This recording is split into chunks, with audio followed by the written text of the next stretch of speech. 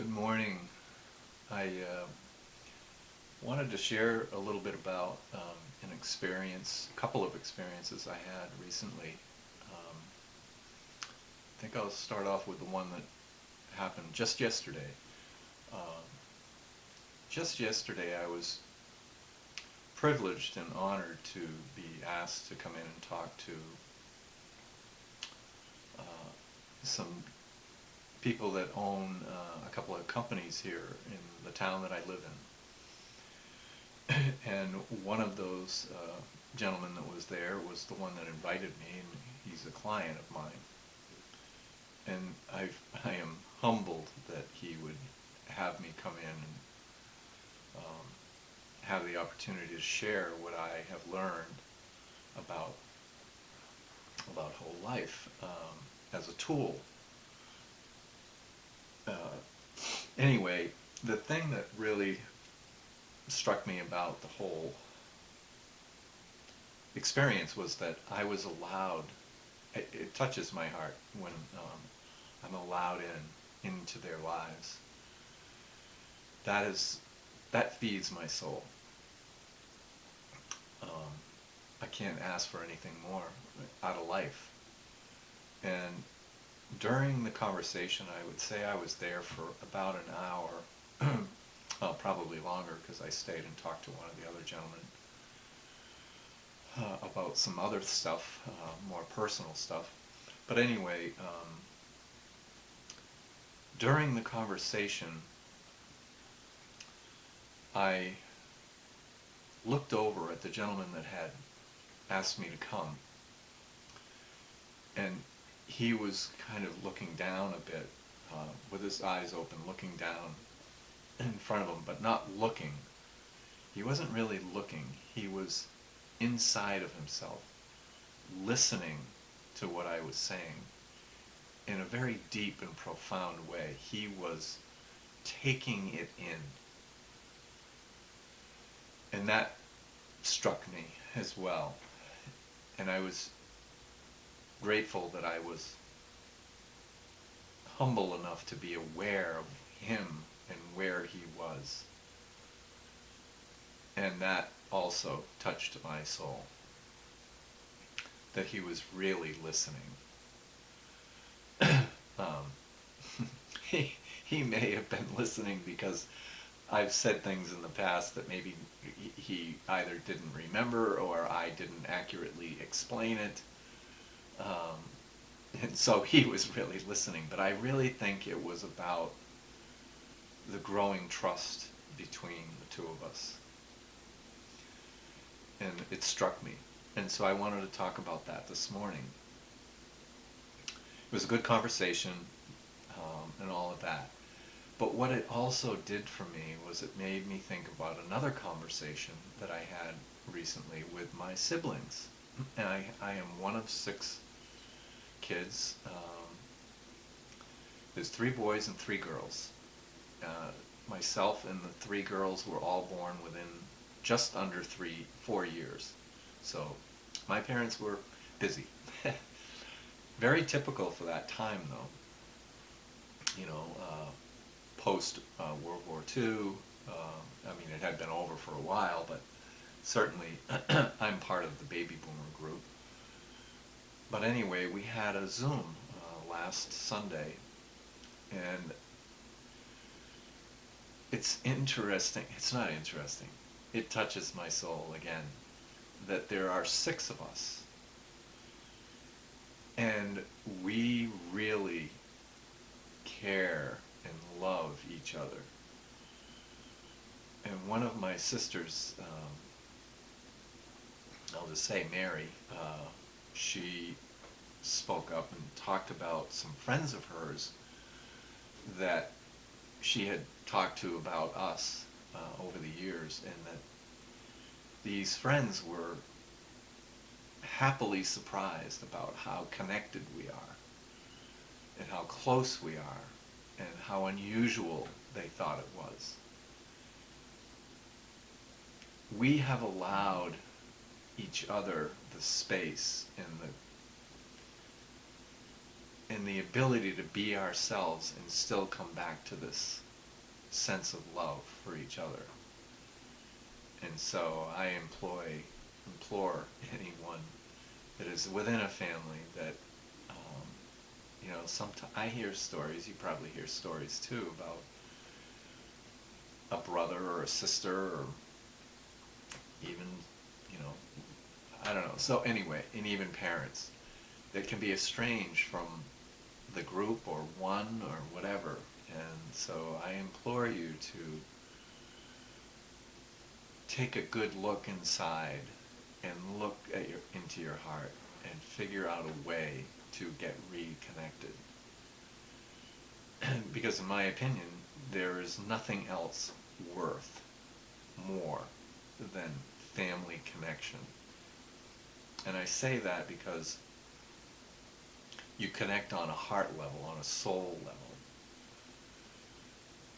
And these people know you better than anyone else on the planet will know you if you stay connected.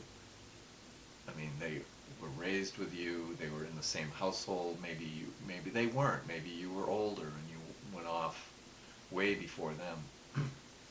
But it's still a good connection. The reason is that you came from the same place, meaning that either the father or the mother is common in your blood, and that connection that God has created is bliss. And so I'm thinking about this in terms of taking care of one another, loving one another. And it just kind of dawned on me why it's so touching. Yesterday, when my client was so intent on listening that I could sense that his heart was involved. His mind was too, but his heart was really listening, connecting, because to me that's maybe the center of where, and even up into our minds, where the universal divine energy lives. So whether you call it God or you call it Buddha, whatever you want to call it, Muhammad, it's all the same energy. There's one divine universal energy that's connecting all of us. We like to talk about the internet connecting everyone. I believe that there's always been a connection, and it's a divine connection that we sense things from people. We are connected. And so I guess this morning I'm just sharing with you the humble awareness of each other. And that's part of why I love this business, is that when you get to that point with people that you did not know until recently, that you can connect on that level. Not exactly like I do with my siblings, but it can, I imagine over time, you can feel the same way. Almost all the way there. I feel so close to my siblings, I don't know how it could be that way with somebody that comes into my life at this point. But I feel extremely close to this client and his family, and care about them. And even though their children don't really know me, I think about them too. That I want to be of service as much as I can in people's lives. And it's not just about whole life insurance that I'm sharing. I'm sharing a holistic point of view, meaning other avenues.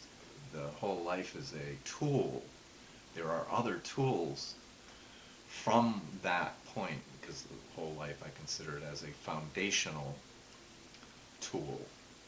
And from there you can network off of that, so to speak, into other things that are very safe. You know, I'm not saying you shouldn't be in the market, because there's certainly opportunity there. But if you want a foundational place to lift off from, this is a good place. So anyway, I'm going to jump back to my conversation about my siblings. During this last conversation, one of my brothers shared a gift with all of us, and it was monetary. And he took it from a life insurance policy, a cash value from life insurance, and dispersed it. I guess he has a number of life insurance policies, but he took it from one particular one. And it wasn't the giving that really struck me. What struck me was the largeness of his heart, the largeness of his soul in connecting with us, in caring for us. It's beautiful. That's the biggest thing that I came away with. And to see siblings, you know, a couple of them tearing up a little bit, and certainly I was on the verge. But anyway, it was so heartwarming, and so be humbly aware that your family, your blood, is a beautiful connection through the divine universal energy. And that's about all I have to say this morning. It's good to slow down enough. Slow down. Take time. Put it on your calendar to take time for yourself to reflect and slow down. And if you want to learn a little more about that, I'm going to give a little plug for Carl Honore. He's written a couple of books, actually 3 books. One of his books is In Praise of Slowness, so he can coach you about how to go about slowing down in such a fast-paced world. And to be reflective and think about what's really important. Anyway, that's all for now, and thank you for listening. And if you like the video, you can like it. If you want to leave comments, it helps, I guess. I'm told that it helps get it out to more people. More people become aware of it because you like it. So anyway, and I'd love to hear your thoughts. Please reach out to me if I can answer anything, if I can share anything with you. I'd love to do it. I'd love to connect, because it's always touching my soul as time goes on. Anyway, I'll wait patiently for the good to come. Anyway, have a wonderful day, and thank you. Until next time.